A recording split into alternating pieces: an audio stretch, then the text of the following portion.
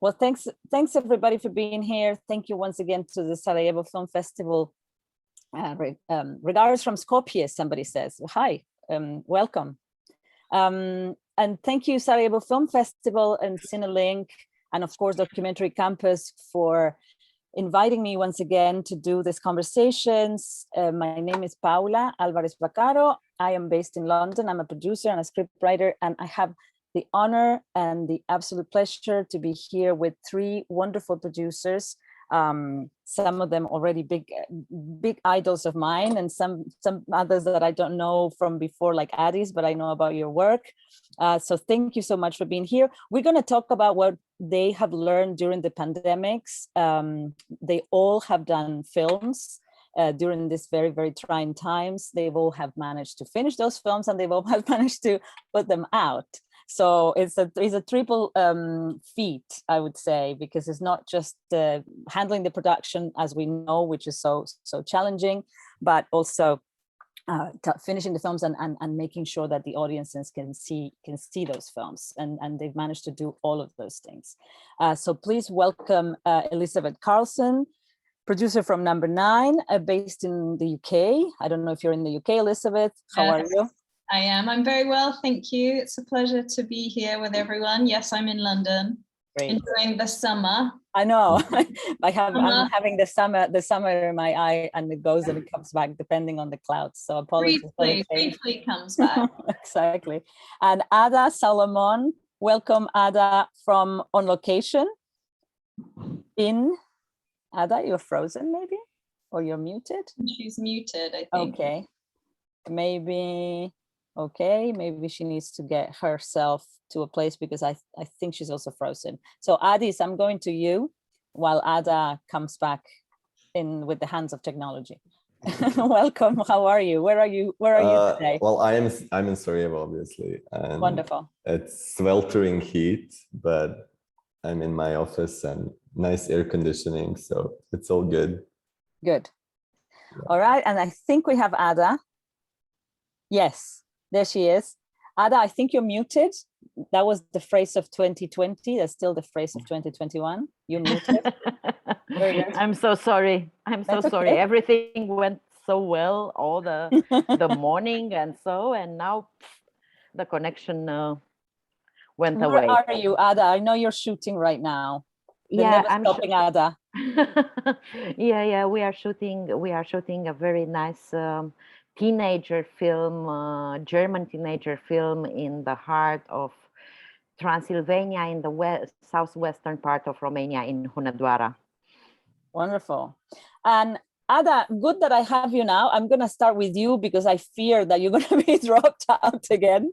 So I'm going to ask you, I know that you managed during the pandemics not only to shoot Bad Luck or Loony Porn, that you put out there, and also at the Berlinale and got your award. So there was the filming and the releasing, everything done during the pandemic. But I also know that in Romania you managed to create a framework for working in the pandemics that didn't exist in the country before, and that was done thanks to all the involvement of the industry, of the Romanian producers. Can you tell us a bit more about how the industry worked around these protocols, and how did you manage to shoot your pandemic film, let's call it, at the moment? Yeah, actually we shot 2 films during during 2020, but Bad Luck Banging was the first one. And what we did the moment that the lockdown started, we put ourselves together in a kind of solidarity that we never saw before in our sector. I won't call it industry because it was the whole the art house and the industry and everyone putting our efforts together, especially the producers, and starting to inform ourselves and to see what we can grab, because it was an effort that wasn't only Romanian, it was together with European organizations and with other friends and other partners for our productions. sharing the protocols that were in place from US to Europe, from north to south, and try to pick whatever we can from there. For me personally, it was a big help. Everything that we had in the brainstorming in ACE or in EVA network, where everyone was sharing what's going on in its own country.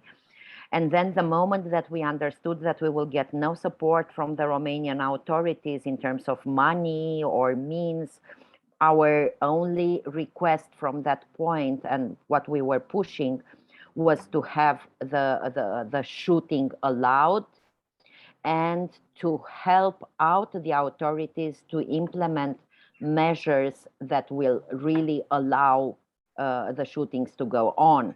Because if they would have put some regulations that were saying, yes, you are allowed, but only 2 actors and only 2 hours per day, and I don't know what other restrictions by their mind, and with only 10 people in the crew, this was obvious that would have not worked. So we tried to get the best things that are covering us in terms of protection, but things that are also functional for a shooting crew. And luckily, or thanks to all these efforts that we put together, consulting also with health specialists, and not only with our part of the world, I mean the industry, the sector. So we managed to achieve this quite early, and we were allowed to shoot from the 1st of June 2020, and that's what we did. And actually, how we implement the measures in the end, they were quite permissive, but most of us we were implementing each production a specific protocol that most of the time it was more restrictive than what the law was telling us. And of course, last year was more complicated than this year, also because of the fact that last year we didn't know much, we didn't have a vaccine. Now, for instance, for this big production that we are carrying, actually on the basis of the same rules like last year, the difference, especially psychologically, is that the massive majority of the crew and cast are vaccinated. So this diminish the risk very seriously. We didn't have even not a single suspicion of COVID presence in our crew. And also I'm very grateful to all the technicians and the artists that we were working with, because everyone was really very cautious and very respectful towards the others. Because we restricted, even during the shooting, we couldn't impose people not to go out of their household during the production and so, but we asked them not to participate in public events or in risky agglomerated events or situations, and they did their best, and most of them really took it very seriously, like even canceling events where they should have been present during the production in their free time, but they didn't attend it, just to make sure that they protect themselves. Amazing. And I think that if one thinks about a protocol created for the industry, by the industry, is kind of like a dream in a way, because it's taking into consideration the details that we know, like devil is in the details in our jobs. And while you were talking, I was thinking about the UK, which is kind of the opposite scenario. We have an extremely restricted and you know, lots of rules, lots of ideas created by people who don't necessarily work in the industry, which is the government in this case. How did you, both things, how did you experience this, Elizabeth, in the UK? And also, how can you interact this thought with what Ada was saying? I would say actually the opposite. We experienced the opposite from Ada in some respects, not all, but not for the reasons that you have highlighted. We made a film in 2020, which was Mothering Sunday, and we made a film in 2021, which is in post-production at the moment, called Living. And with Mothering Sunday, I don't know, I just had this sense that we were going to come out of lockdown in the late summer, early autumn, because I just had a feeling that they were going to have to let everyone out. It had been so long, and that outdoors, generally viruses wouldn't transmit as readily as they would indoors, just from my basic school, university biology. So what really did it for us is we were very fortunate to have a script that was purely by accident. Alice Birch had done an adaptation, kind of COVID, ticked COVID boxes, in that it was a small cast. It took place just outside of London. We didn't have to travel people everywhere. It had all of the practical aspects attached to it that would make it possible to film during COVID. The two things we needed was for lockdown to end, which it did for the film industry, we were allowed to shoot, and also for the government to underwrite the COVID insurance, because none of the insurance companies were doing that. The other things that were amazing for us was because nothing was filming, we were able to attach really high-level talent to the project because people wanted to work. So, you know, we managed to get Olivia Colman and Colin Firth and Josh O'Connor. Obviously, Odessa's up and coming. So we sort of had this film that we thought we could make as long as we could get insurance and as long as the country opened up for the film industry, which it did. We had to follow Public Health England guidelines in order for the insurance to be in place and in order to make sure that if there was a claim, we would be able to make it. And those guidelines were very specific. And although it was very, very stressful for me, I wanted to ensure the well-being of the crew, of the cast, and also the wider populace that we would be interacting with. And that was stressful. And you didn't know if at any moment you would have to shut down, and it was pre-vaccination. But we all put our heads down, and also we were able to say to the crew, as Ada was saying, please, can you refrain from going out? But actually, there was nowhere to go to because nothing was really open. So we did get through, and I think we did have one positive case on the second to last day of filming, a runner who worked at Unit Base, and we immediately did rapid testing, and it was contained and didn't spread anywhere else. So we were absolutely fine. And when we came out of filming, it was only then that I sort of realized, like, gosh, that was quite stressful and very, very exhausting. The wonderful thing, you know, like the recognition of Ada's film, is we then got into Cannes and we got incredible reviews, and the film gets released this November 19th in the States and in the UK just prior. But actually what I am going to say is when we shot Living, it was very, very challenging, despite vast percentage of the population being vaccinated. And as Ada said, then people were not exposed in a very dangerous way. Is what happened is the whole industry opened up, society basically opened up, and the Delta variant arrived. So the things with filming opening up in London is everyone is here, and the increased platforms. So you've got Netflix, you've got Amazon, you've got HBO, you've got the studios, everyone is shooting, and we just do not have, plus Brexit, we don't have enough facilities, we don't have enough crew to service the demand for productions. So you literally, we were at one point on Living, we had no first AD and we had no key grip because no one was available.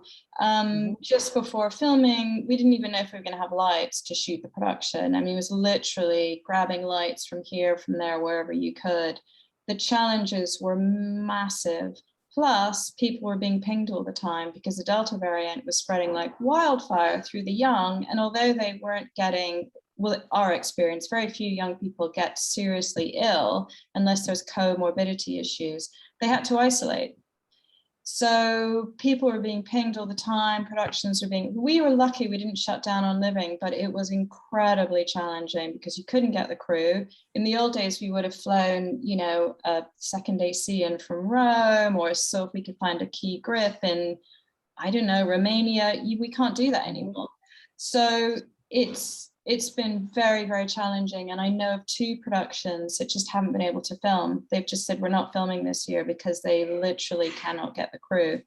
And then you've got a problem of having people who are incredibly inexperienced working in positions that they haven't yet had the training for. So it's something that the industry and the government is addressing, but whether they can address it quickly enough, I don't know. And if you're a studio film, what was happening, and I understand why, but it really made the independents suffer, is they're basically block booking. So cranes would be booked for 6 months, even if they weren't using them, because there are not enough. So it's a whole different set of challenges we have, because it's a massive industry here. Amazing cast, amazing crew, fantastic tax credit. People want to be in England. They're starting to change things now in terms of being pinged, where you don't have to isolate. So that's changed things enormously. But the lack of facilities and crew is a huge problem for the industry, which is going to take years to solve. And you saw with the announcement that Lord of the Rings is moving here. Absolutely, and we all panicked. And for those who are not familiar with this idea of pinging, which we call it the pingdemic in the UK, is basically we had an app that was called Track and Trace. So if you had one person with a positive case, that person will be pinged, but also the people who had been in touch with that person in the last 2, 3, 4 days will be also pinged. I don't remember the amount of days, but it's a certain amount of days. They will also be pinged, and everybody will be requested to self-isolate for 10 days. Yeah. And that made productions really challenging. Yeah, I mean, that's all the other things that you were mentioning, which are really... They were all shutting down left, right, and center. So it's really weird. I realized in retrospect when we made Mothering Sunday that actually it was a sort of golden time because no one else was filming and the pubs and the restaurants weren't open. So I took a load of photographs I was traveling on public transport just because I was really interested at this moment of history of what was happening. And I would be like the only person on the train. Whereas when we made Living, everyone was out and about and everyone was filming. Yeah.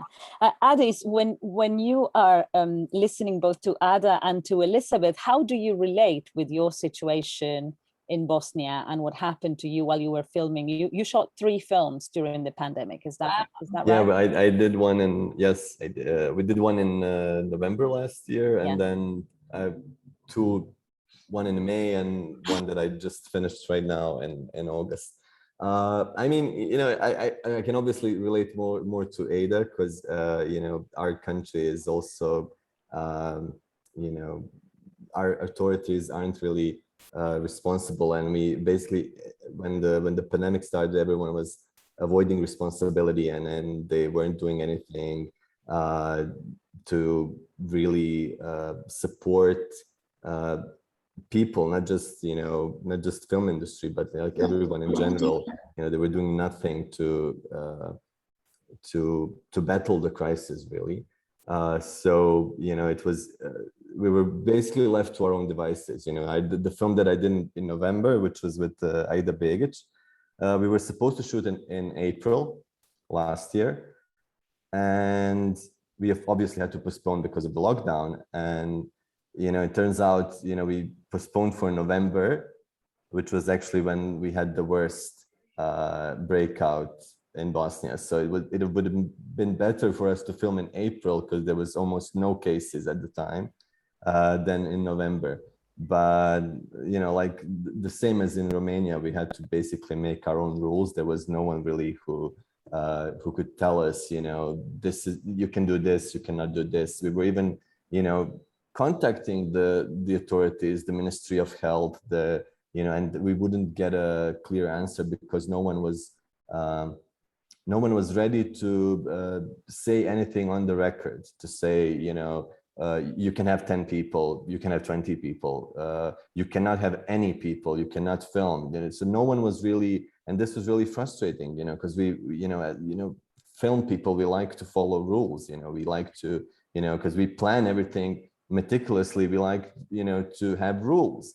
So basically, in the end, we just sat down, this association of filmmakers, and we made some kind of a protocols that we would follow, and also something that was realistic for our country and for the budgets that we have, because we cannot do full testing of the whole crew all the time, and we don't have the resources for that.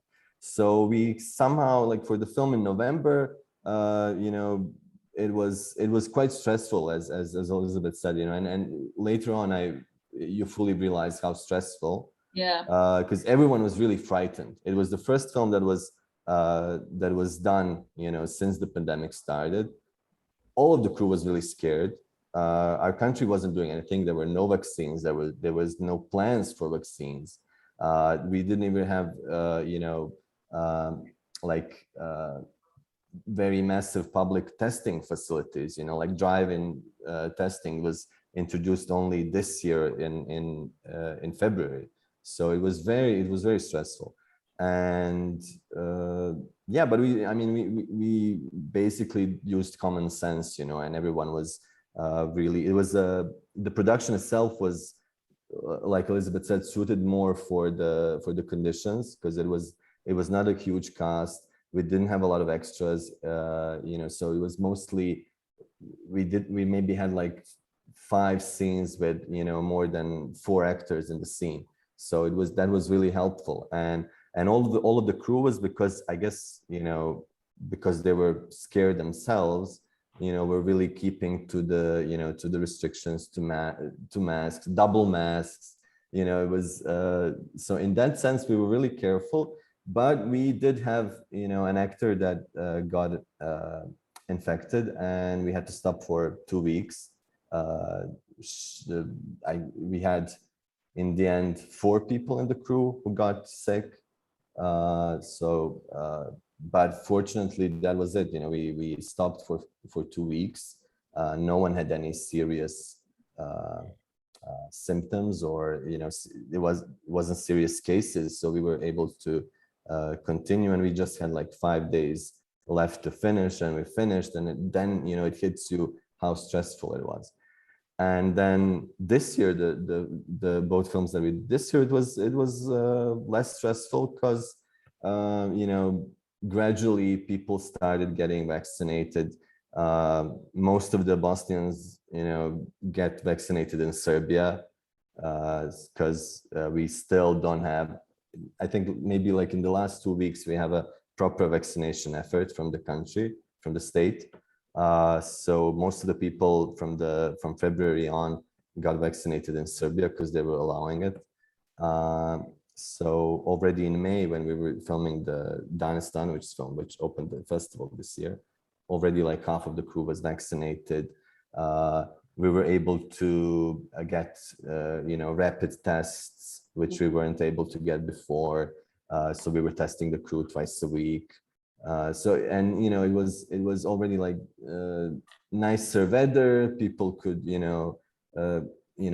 hang outside.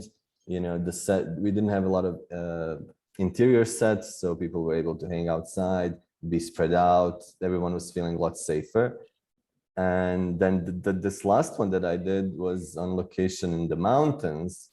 So we were almost like in a bubble, because it's a location which is like half an hour from Sarajevo, in the mountains.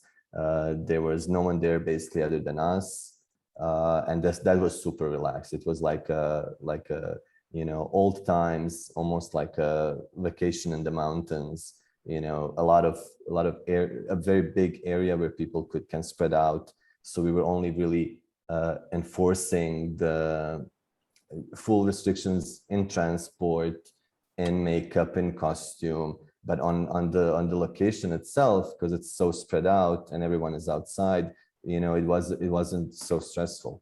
So that helped a lot. Thank you, Aris. When you were talking, I also thought about how much this pandemic really highlighted the inequalities that we have across Europe. Of course, with the UK being part of Europe, even though not part of the EU. And I think this also applies to our industry. You are all very you know, experienced producers and able to push through, mainly as well because of your experience. And I was thinking, what is it that we can, if we were to tell something that you have learned to newer producers, to producers that are trying in this past couple of years to become producers, or they're shooting their first film, second films, what is the one thing that you would like to spread as a knowledge of this pandemic and working in the pandemic? Ada, what would be your main advice? Well, you know, it's I was thinking also while Elizabeth was talking about the new challenge that we are facing in 21, this of lack of crews. This is happening in Europe as well. It's hard to find a driver because everyone is shooting now. And we are flying out an assistant makeup to Croatia and bringing in a sound boom from I don't know, from Bulgaria and this and that, and there is no availabilities. And I think that for last year and for this year, and I think it will continue, the main word is solidarity. And I think that that only by sharing and caring we can break through this. But it's not only in the film business, it's in the society, I think. Sharing and caring, it's the way to go farther. And the knowledge that you get as a producer, you spread it towards the other colleagues. It's not that you have the monopoly and this and that. It's just like, hey, I went through this was my failure, take care, don't do this. Or this is how we managed to get out of it. Because again, the difference in cultures, we didn't have any kind of insurance, so it was everything on us. And but in the same time, no resources, as Adis was mentioning, to have a certain amount of testing. Maybe even if probably they were more available than in Bosnia, they were too expensive for the level of our production. So we adapt. Yeah, it's sharing, caring, adapting to the conditions. How to do it? That's how the masks were appearing in Bad Luck Banging. The whole film is playing with the actors with the masks on screen that were really carefully and brilliantly, in my opinion, integrated in the flow of the film by the director. But it was just in the beginning just a matter of protection, making sure that even if we are outside, even if we have 28 actors simultaneously on set for 10 days at a certain distance and without real interaction, but still to make sure that they are protected. So this kind of little things and how to make them, I think this should be the in the back mind of any producer, of dare to ask your colleagues that were there, please share with the others, because you don't know when this good that you are doing to others will come back to you from others. Elizabeth, that's beautiful. Thank you, Ada. Elizabeth, what would it be the golden sharing that you could do with us about your knowledge on the pandemic? I would say it's twofold. I think that certainly speaking for the UK, the level of production is unprecedented. It's never been seen before at the levels it is now for film and television. And there is plenty of work. And for many, many people, it's very well paid. And I think that actually the film industry, which is supported in the way that it is and supported by the government, it's such a massive boom industry and such an important industry for the government, and we have access to vaccinations here, is that really the biggest correlation with COVID is socioeconomic, and that problem we need to solve with our vote and activism, really. And I would say that exists there. We are privileged in our industry, very privileged. But I would say that what we have seen with COVID are two things: a massive rise in very evident problems with the environment, exacerbated by the way the film industry currently conducts itself. And I think that for me, we really need a drive in the industry. COVID has just made plastic consumption go through the roof. And we use diesel, we use generators, we use lights. I really think that the industry needs to come together and figure out how it can use its muscle and its power, which is now a global muscle and power, to see how those things can be addressed. So sustainability, yeah, as a big part of the conversation. I think that's really important because, you know, so many young people are coming into the industry now, and in the UK, certainly we need to desperately train those young people to come into the industry. And it's those young people who are bearing the brunt of, as well as, you know, socioeconomic people living in conditions of the climate crisis. And I do think that the film industry, as it gets bigger and bigger and bigger across the world, it's a huge global employer. And it hasn't even really got started in some countries, you know, like on the African continent. I think it's just going to explode once the streamers establish themselves there and once production establishes itself there. And I think if we can be ahead of the game with solar energy and you know, trying to offset travel and all of those things, because production's a big consumer, not just in the way that it consumes materials, set construction, costume construction, flying people left, right and center, petrol, but also its footprint in many places. So I do think it would be great to try and come together and address that. But I'm speaking for the UK, where 75% of the people are vaccinated and we're mask wearing, and most people on film sets aren't working with comorbidity issues. And, you know, I think that's controllable. I don't know what variants are around the corner, but yeah, anyway, that's what I would say.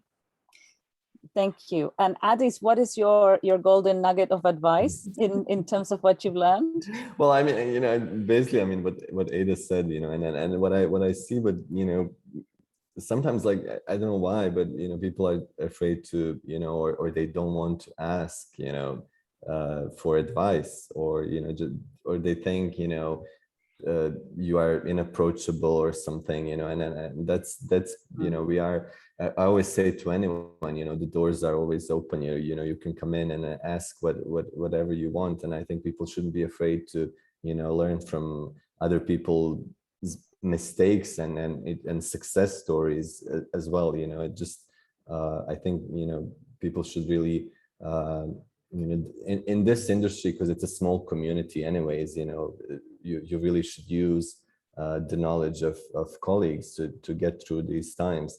And you know, film industry is adaptable, and I think, you know, we can be in a way also an example for other industries, because we always, you know, we need to adapt to a lot of things, or we've always needed to adapt to a lot of things, and this is just one new and extra thing that we have to adapt to. So and that's you know, that for me was really normal to kind of, you know, okay, you know, it's not normal, it's the pandemic, but it's normal to enforce certain kind of rules, because we always, you know, in different productions we enforce different kind of rules on the set, and it was just, and the crew is very, you know, they're like soldiers. They're like, you know, you tell them, okay, you have to behave like this, and you know, as long as you feed them and you know, and you follow the, you know, the working hours, they're okay with everything, and you know, they're all really colleagues, and they want to help, and you know, if so in that sense, I think it's just, you know, camaraderie. You know, you just have to talk to people and you know, be like Ada said, you know, solidarity is the key principle here. So strength and unity. Exactly. Absolutely, and of course knowledge transfer and sustainability. And one wonders if those crews will ever allow you to feed them vegan catering if we talk about sustainability. Actually, we were really, because you know, actually, if we're talking about sustainability, you can save a lot of carbon footprint with vegan catering that you cannot even save with transport and diesel. So one vegan catering will actually lower your footprint a lot. So I think that's the taboo frontier these days for I mean, this, you know, like Elizabeth said, this, you know, this single serving packaging, you know, that, you know, we had to, you know, do at some point, and all the plastic cups, and, you know, you know, it's at the same time, you cannot afford to, you know, buy paper cups because they are incredibly expensive, you know, which is also, you know, very, very bizarre, you know, but I guess the plastic industry is driving that as well. Yeah. So yeah, it's true, you know, this a combination. This has really increased the, you know, the amount of waste we are creating. So yeah, I agree with Elizabeth, we need to think of other ways to do it. And I think that you just tapped into another maybe important topic that relates to the pandemics, which is the increase in budget that will mean having to deal with this pandemic in the right way. Elizabeth, how did you guys manage to, or what kind of increase did you see in your budget because you were handling the pandemics? Can you tell us a bit more about that aspect of filming during the pandemic? Yeah, absolutely. I mean, we had a 6-figure budget increase, which was related to testing. So we were testing twice a week, and then for PPE. So it certainly was a lot to bear, but fortunately for us, as we gave that figure to the financiers, and 2 of them were able to split the cost of that. And then we did bring the film in slightly under budget. So we were then able to put the leftover contingency towards that cost. That was the main. But again, if you're the streamers or the studios have much higher figures, because you know, we're set up as an independent, and so it's not as driven by a kind of legislative system. There's so much that's attached to working for a larger corporation where you're having to satisfy the threat of a lawsuit, I kind of think is what it comes down to. And so the costs and the PPE demands, and I mean, just like with the difference between an independent and a studio. I mean, independents work in a much more streamlined fashion. And so we budgeted in a more streamlined fashion. Obviously, safety was the priority, and that's what we focused on, but we didn't have to go to areas of excess that you might witness outside of an independent structure. Not saying that that's wrong, I'm just saying it's a different setup. No, of course. And Ada, what was your experience in terms of how COVID impacted your budget? Do you have anything to share with us about that? Well, actually, it was somewhere around 5% of the budget. The budget of Bad Luck Banging was around 900,000. So, but it was absorbed somehow into the budget because we couldn't afford it. So it's at the end of the day, we ended up with something like even less, like, I don't know, like 3% of the budget that we went over budget. But it's not only this, it's also the complexity of the film and other issues. So I didn't count it really carefully. But for instance, in terms of adapting, because that were the money and that were the conditions, and everyone wanted to shoot and they were very willing to shoot and to feel themselves alive. I had one actor that she was telling me, you don't know what it means for me to be on set. It's not that I don't fear the disease, but I feel alive. Yeah. Because with the theaters being locked, with my life, that it's the public presence, I'm an actor. It's really something that means a lot for me, and I'm here and I'm working and I feel alive. That was one thing. But the other thing that I wanted to mention in terms of adaptation is speaking about lunch break and these boxes, and the demands for catering, like we need to have 3 courses and 3 variety of meat and 7 varieties of salads and this and that. And we said for Bad Luck Banging, we said, sorry, for this film, we are okay if you want to raise your salary with a amount of catering, and you bring your own catering, or else we are providing only couple of types of big sandwiches with vegetables, some vegetarian, some with meat, but that's everything. So no fork and knives, no other thing, wrapped in paper, fresh, really freshly made, but that's it. That's what you are going to eat. It's so and fruits.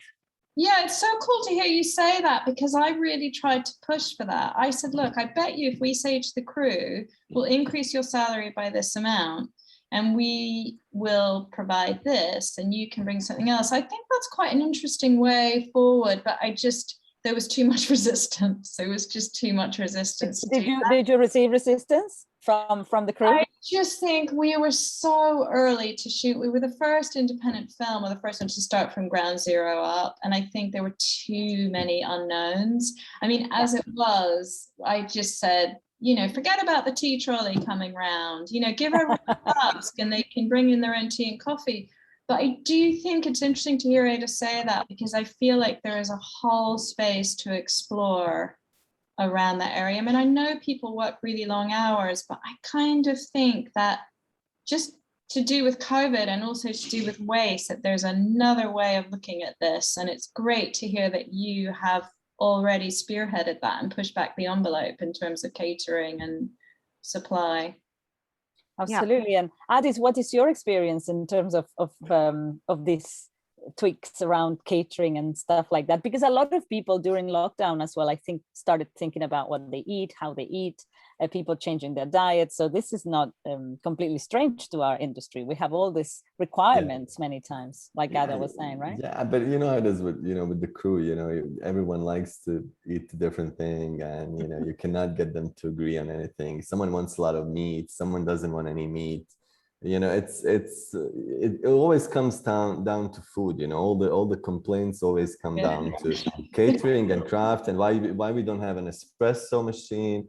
And it's and like Elizabeth said, it's really long hours, and sometimes it annoys you that people request these things, but then you realize they're working 12, sometimes makeup crew works 14 hours, and you have to appreciate that it's really long hours. And I mean, I do agree that we need to figure out a way how to make all this waste creation to solve this issue. But I don't know if you can like really offer to everyone to make their own food at home, if they're working for 14 hours. And especially if you like for this film that we just did in the mountains, we're on location. There's no store, there's no restaurants, there's nothing, and then you really have to provide for the crew.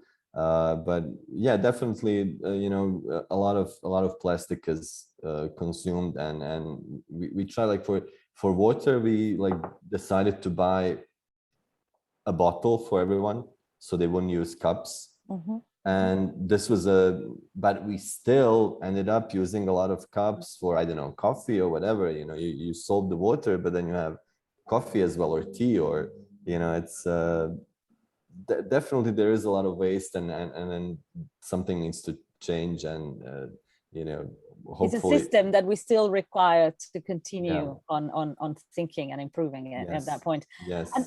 And now that you know all these things, if you were to go back, what is it that you would do differently from what happened, from what you did? What is it that you would do differently? And also, I would like to also ask you, what was the biggest fear beyond, of course, getting COVID in terms of your films, right? Who wants to go first? Well, I mean, I can say, like, but really, like, what I difference from 2020 and this year is that we were able to have these rapid tests available, and that really helped, because we were testing everyone 2 or even 3 times a week, and then it really helps all the crew to feel relaxed, and then, like, in November when we were filming, a lot of people were really frightened, and that really creates a lot of stress on the set, especially like people. I mean, you know, the actors are of course most exposed, but like people in costume and makeup as well. And it was really stressful for them at you know, especially if you're working in close quarters. So yeah, the rapid tests are really, really useful, and you know, So if you had to go back, you will get the rapid tests. For that sure. would be your change. And you know, you know, it's almost like I wouldn't say it's a placebo effect, but you know, it helps the crew to relax and that feel that everyone's gone through the testing, and you know, we are okay at least for a couple of days, and then we test again, and yeah, it really helps people relax. And then on the last two shoots, we didn't have any cases of anyone getting infected. But yeah. Sorry, Addis. No, I'm just saying, and you were asking what was I afraid of? You know, I was you know, I wasn't so concerned about the money and you know, going over the schedule. I was more afraid that you know, one of the colleagues would you know, get sick seriously, and you know, you are responsible for these people. You, of course, you didn't make anyone work, but you still put them in this environment where they are exposed. So that's more concern for you know, someone getting seriously ill than you know, us spending money that we don't have. Absolutely. Elizabeth, what you would do differently if you would go back, and what was the biggest fear, if there was anything beyond I think the biggest fear was people's well-being. Like I said, it was the immediate, you know, the safety of the family, we call them, of the cast and crew, and then also the wider public. That was the biggest concern. And then the fear of having to shut down and just how that would work, how that would be managed. More because I just thought, oh my God, it would be such a headache to have to rework everything. So that was a fear. In terms of what we would do differently, and I don't intend this to sound arrogant at all, but I think we had such a phenomenal crew and cast, and they really were impeccable. I could not fault them. They were so professional and so sharing and caring, and also highly talented and creative. I think the one thing that I would do differently, but then we didn't know then what we know now, hindsight is a wonderful thing. We did the first 2 weeks of pre-production, hard pre-production remotely. And I don't think that you can really do hard pre-production remotely. That was pretty challenging, like coming in to the production office only 6 weeks before filming on a period film of the level that Mothering Sunday was at. That was, yeah, there were a few sleepless nights there. Yeah. But you know, at the time we thought that's what we had to do. We thought that production offices were going to be super spreader places, and we were trying to mitigate that. So and Zoom is very, you know, like you're on Zoom and all the production people are on Zoom, and you're like, oh, this is cool, and you're working from home, and it creates this false sense of security. Yeah. And then you get in there and you're like, oh, whoa, wait a second. Something happened here. And Ada, what would be your the thing you would do differently if you go back, and what was your biggest fear? Well, the fear was, yeah, this concern generated by the responsibility that I'm carrying on my shoulders. Not necessarily that I'm getting or my dear ones are getting sick, but the fact that I will be involved in the situation that someone infected someone. Yeah. And it's my responsibility. This gave me the sleepless nights. And so then in terms of working at distance, I don't have a problem. And I think that this is also an achievement, how we managed to do so much online. What I would do differently, it's just for the rehearsing period of Bad Luck Banging, that was only online. Yeah. And I think that I would do it differently now. So I would generate somehow a big space where they can be together and exchange directly energies and thoughts and stuff. But still, my biggest fear today, and please don't interpret this in any bad way or arrogant, like an arrogant attitude. I'm wondering what quantity of waste we are carrying in the overall production of content. And I'm thinking over and over again that we are living in a period of overproduction of films of any kind. And this is starting, of course, with me and asking myself, do I do something that is relevant? Am I wasting people's money, energy, life, dreams in something that is really relevant and will really break through? Or am I just doing, you know, like a machine, a process that will give me 2 weeks of pleasure and fulfillment and the money to pay the rent for another couple of months, and that's it. So picking up and sorting out the waste out of what we are doing, it's on every single level, from creative to the to wrapping a fruit in plastic. I think these are my biggest concerns nowadays, and they were already in the last period. Yeah, that's so articulate the way you phrase that, but I think we've seen that COVID has just accelerated changes that were already seeding themselves in the industry in a massive, massive way. And probably where that will lead is a whole other screen link, but it's a really fascinating conversation. But I remember I said a few years ago, I thought if they introduce UBI, which I think capitalist systems just aren't going to have any choice but introduce UBI, we're going to be in a world where you either pay to watch stories or you get paid to make stories. Because it's a huge industry and it is just a machine that is rolling. It's interesting, which is a very different space to the one that those of us of my age anyway came into when we first started working. Not saying it's wrong or it's bad, but it's a very, very different space. It's very different. There will be seismic shifts ahead. Yeah, and the audience are asking a question. There's somebody asking a question in the audience that actually taps into this. You know, how has the industry been changed for the future, and are there ways of working that will actually be consigned to history from what we've done? You know, the questions around the amount of content that we produce, the questions around sustainability, remote working. Is there any, I think we tapped into all those bits, but is there anything that you think we're missing from the question on the audience that we can add?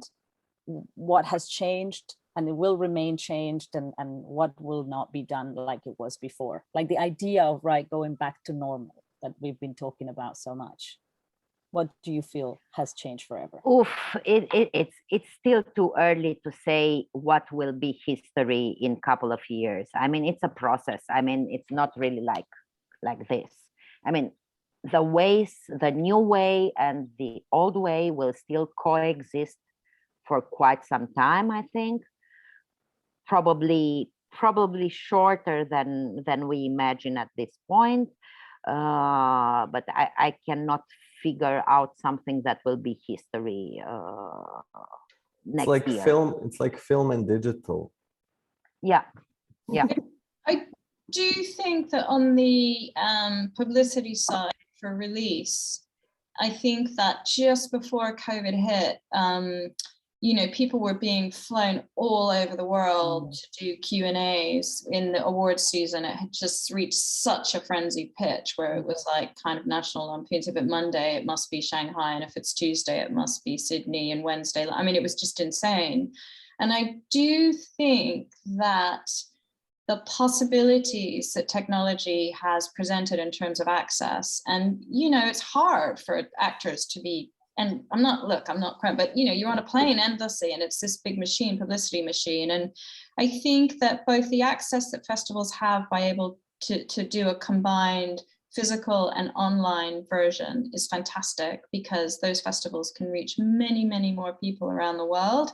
And also, you know, people who live in faraway places aren't having to fly in on markets like the virtual Cannes market. That's how we set up Mothering Sunday, was amazingly successful. That was unheard of pre-COVID. and also that people can do Q&As virtually instead of having to fly everywhere. I think that those are really positive things that have come out of COVID, actually, that were forced by COVID. So those are the upsides of the downside. Yeah, and I think like probably things will change more on the distribution side than on the production side. Mm-hmm. Mm-hmm. You know, the release will be quite different, and you know, I think the cinemas will suffer more than, you know, the production side. Absolutely. Well, I think that we are done with time. Thanks for the questions from the audience. I don't see any other question at the moment. If there's any last one, talk now or it will be done. I really want to thank you all for coming to share with us all these experiences that are super important as a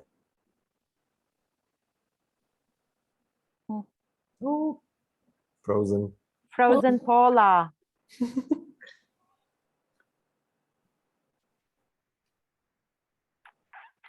Maybe that'll be the change. Zoom will be more sophisticated. We won't freeze anymore. Yes. So freezing will be consigned to history. Yeah. Hopefully. Well, God, I feel like I want to come and visit you both. Yeah, as Ada said, I think it's also next. Paula, you are back. Oh, Finally. amazing. Yeah, Just yeah. at the end, I got kicked out. Well, I was thanking you all. She's back. Thank you. I don't know what happened there. I was thanking you all for being with us, and to the audience for the questions. And later today, there is another panel about working with streamers and what are we doing in terms of the content and producing, etc. So all these conversations and all these topics are continuing. Once again, thank you to the panelists, Ada, Elizabeth. Ada, it's such a pleasure, such an honor to have you. Paul, it was a pleasure. And for sharing all your information, and to Sarajevo as well, and to everybody that asked questions. If I miss any of your questions, I'm sorry. I think I got the questions that I saw. Next panel is at 5 p.m. UK time, 6 p.m. Central Europe time. So I hope to see you all there. Until then, thank you so much. Bye-bye. Have a great day. Good luck. Bye. Thank you.